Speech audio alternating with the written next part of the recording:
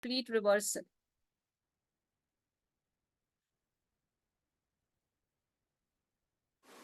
This is just like saying you can lift at this point of time 20 kg weight. Now you do practice, and then how much time will you take to lift 40 kg weight? It depends on your practice, the status of your body, the current status of your body, and the amount of practice that you take. है ना, आप यही पूछ रहे हैं ना कि 20 kilo मैं उठा पाता हूँ, 40 किलो कब उठाऊंगा? तो आप प्रैक्टिस करेंगे, कई लोगों को 3 महीने लगेंगे, कई लोगों को 6 महीने लग सकते हैं, है ना, लेकिन रिवर्सल तो होगा ही सभी का। तो कितना भी टाइम लगे उससे क्या फ़र्क पड़ता है? क्या आप अभी रिवर्सल कर रहे हैं अपने प्रॉब्लम का? क्या डायबिटीज़ रिवर्सल कर रहे हैं actually at this point of time? Are you doing any diabetes reversal of your system? No, you are not doing. You are just managing your sugar level. आप शुगर लेवल किसी तरीके से manage करके खुश हो रहे हैं, but you'll see it is progressive and your body will deteriorate. आपका शरीर तो ख़राब होना ही है और प्रॉब्लम तो आनी ही है ना। उसको कैसे रोकेंगे? आपको अपने बॉडी के स्ट्रेंथ फैक्टर्स या मेटाबॉलिक फैक्टर्स को इम्प्रूव करना होगा। वो कुम्मत से होता है। कितना भी टाइम लगे उससे क्या फ़र्क पड़ता है? कई लोगों का 3 महीने में हो जाएगा, कई लोगों को 6 महीने लगेगा, कई लोगों को साल भर लगेगा। मैं आपको एक डील देता हूँ, 3 साल में सब कुछ ठीक हो जाएगा। ख़राब डील है क्या? अच्छा डील है। You will have to think, कोई ऑप्शन है नहीं।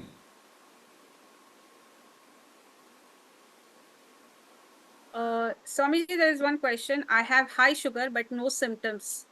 You So don't should I join? you don't have any problem. You don't have any problem. If you don't have symptom, you don't have disease. यही बात मैं बता रहा हूँ ना कि it can be adaptation of your body in a new kind of environment. तो वो अडेप्टेशन हो सकता है ना, डिजीज क्यों होगा? डिजीज तभी है ना जब सिम्टम है। जब सिम्टम नहीं है तो डिजीज नहीं है, पहली बात। दूसरा, हो सकता है आपके बॉडी के अंदर कुछ हिडन इन्फेक्शन हो या कुछ और हो जिसे बॉडी हैंडल करने की कोशिश कर रहा है, तो उस समय पर वो शुगर लेवल बढ़ा के करता है, रीजनरेशन कर रहा है बॉडी, अडेप्टेशन कर रहा है बॉडी।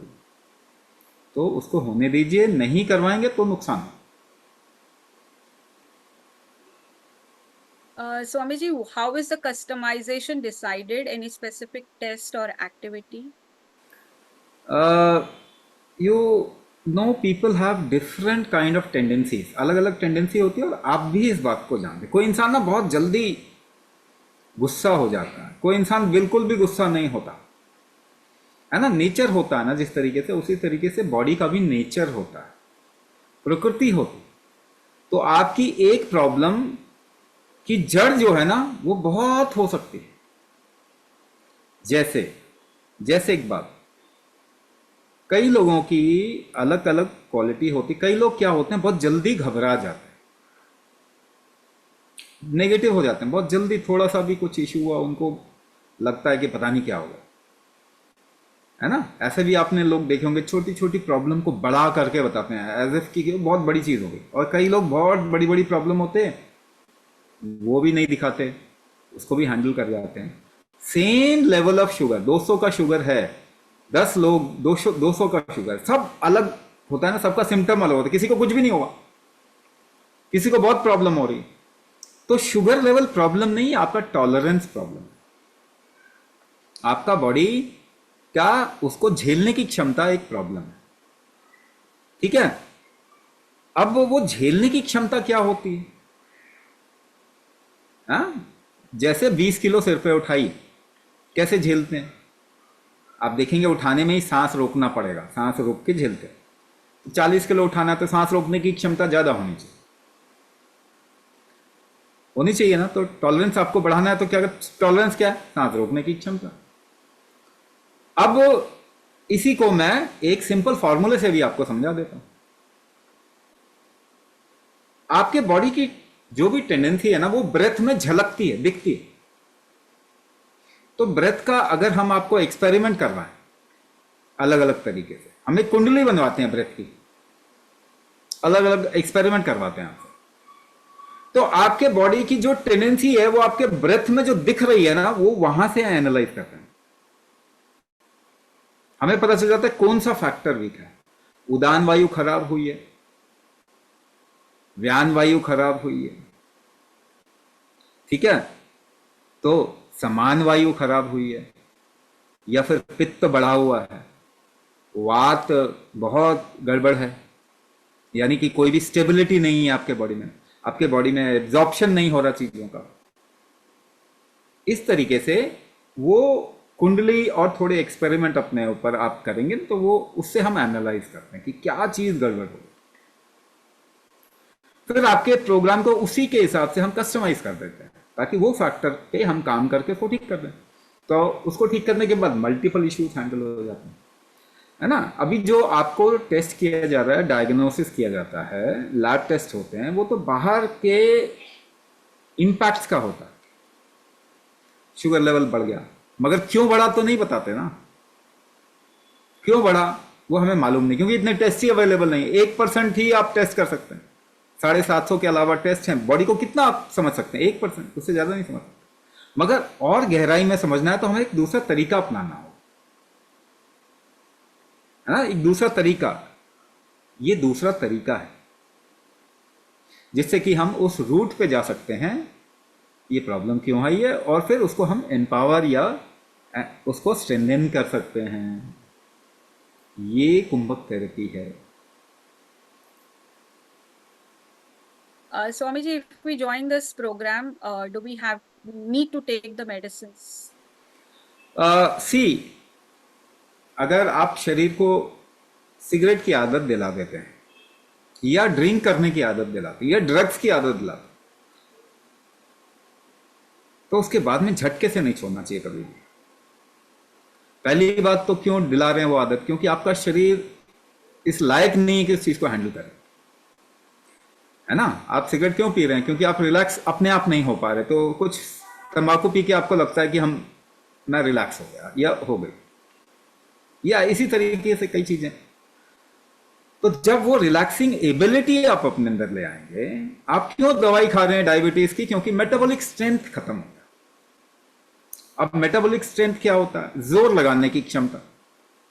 जोर कैसे लगाते हैं, सांस रोक के लगाते हैं। तो एक फॉर्मूला बताता हूं, जितनी लंबी सांस रोकें उससे 4 गुना ज्यादा आराम से रोक सकें, जितनी लंबी सांस लें उससे 4 गुना ज्यादा रोक सकें, और उसके बाद उससे 2 गुना ज्यादा, यानी 10 काउंट का अगर आप इनहेलेशन करते हैं तो 40 काउंट का रोक के अगर 20 काउंट का एक्सेल कर सके बिना किसी प्रॉब्लम के, तो आपका मेटाबॉलिक स्ट्रेंथ बहुत अच्छा है। आप में से कोई भी ये नहीं कर पाएगा, करके देख लो। तो फिर आप प्रैक्टिस करते हो ताकि आपका वो मेटाबॉलिक स्ट्रेंथ इंप्रूव हो। जब मेटाबॉलिक स्ट्रेंथ आपका इंप्रूव हो जाता है तो आपका रिस्क खत्म हो गया, सिम्टम खत्म हो जाते हैं, एनर्जी लेवल कम लगता है ना, जैसे ही कुंभक करेंगे एनर्जी लेवल हाई हो गया, आपका डायबिटीज वहीं से ठीक होना शुरू। ठीक है, तो ये एक अप्रोच, अलग अप्रोच है जो कि आपकी सिस्टमिक अप्रोच है, ये मेडिसिन अप्रोच नहीं है, ये आयुर्वेद का अप्रोच है जहां पे कि हम प्रेशर से आपका वात पित्त कफ ठीक करें, और वो परफेक्ट अप्रोच है। उससे आपकी रिस्क लाइफ की कम हो जाएगी, आपकी लाइफ की क्वालिटी बहुत अच्छी हो जाएगी, सिम्टम खत्म हो जाएंगे। ये चीज हमको इसमें चाहिए।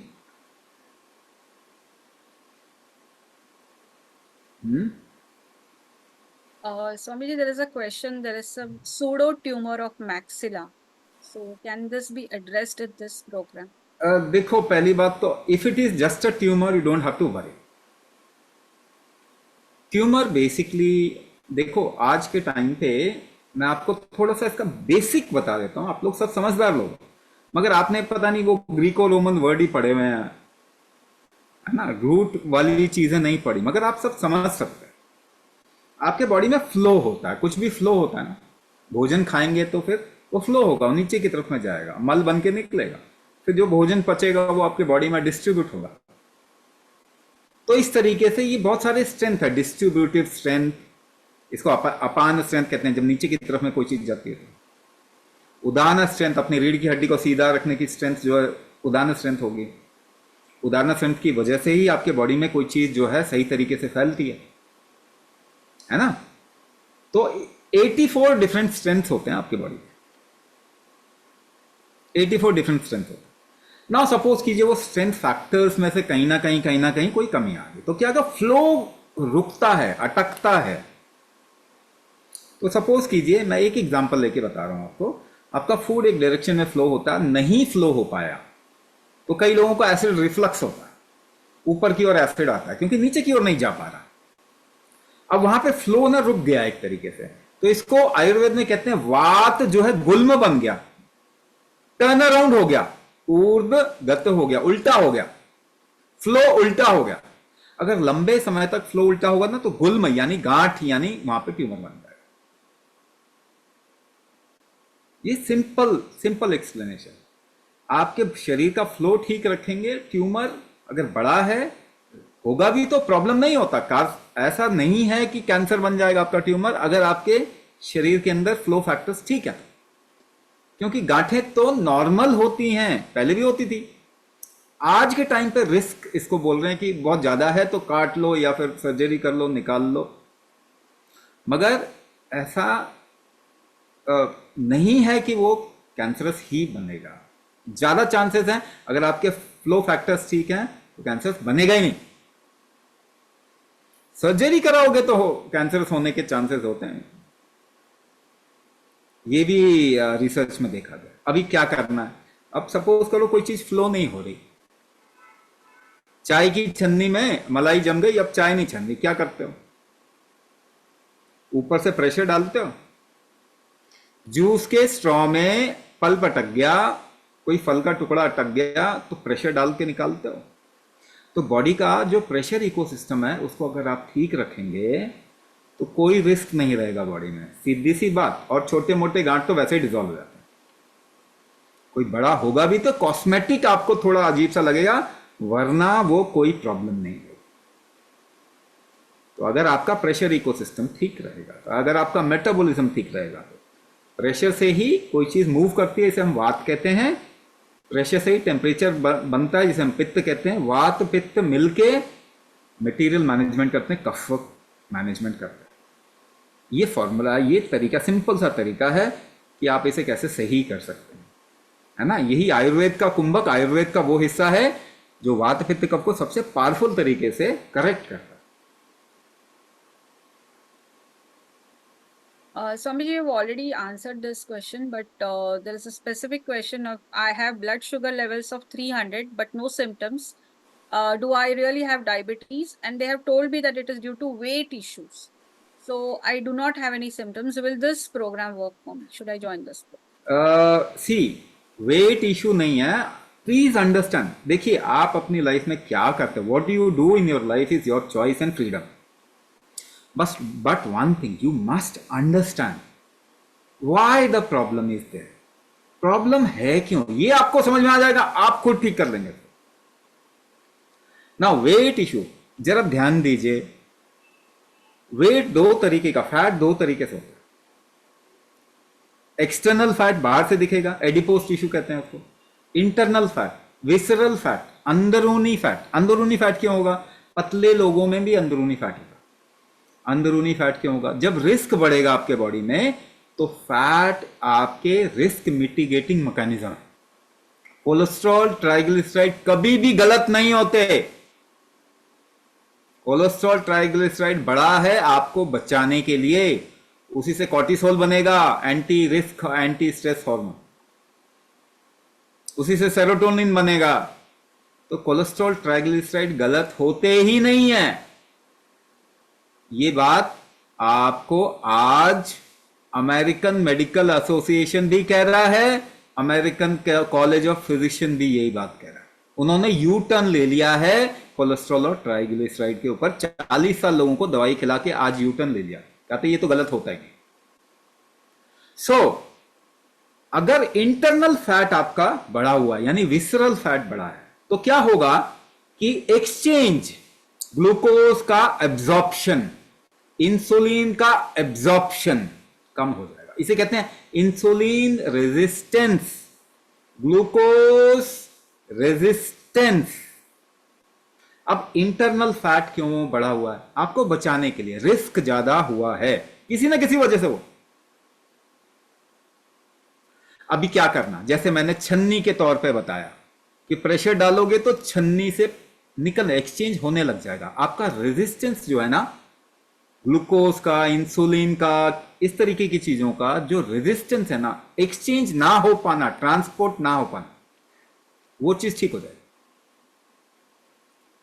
ठीक है ना? तो वो चीज इंटरनल प्रेशर से ही होगा, और कोई तरीका है ही नहीं, और कोई तरीका है ही नहीं।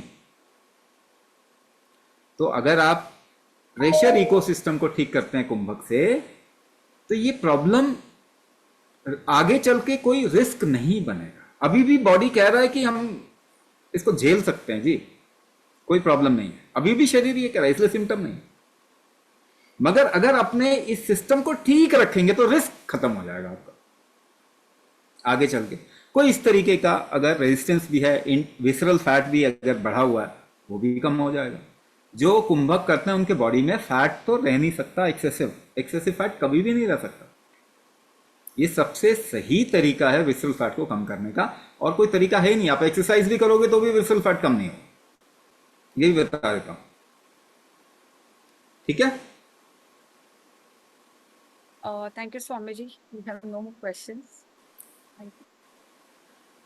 तो और कुछ सवाल पूछना चाहते हैं तो प्लीज अभी पूछ लीजिएगा. Swami ji is here. If you have any questions.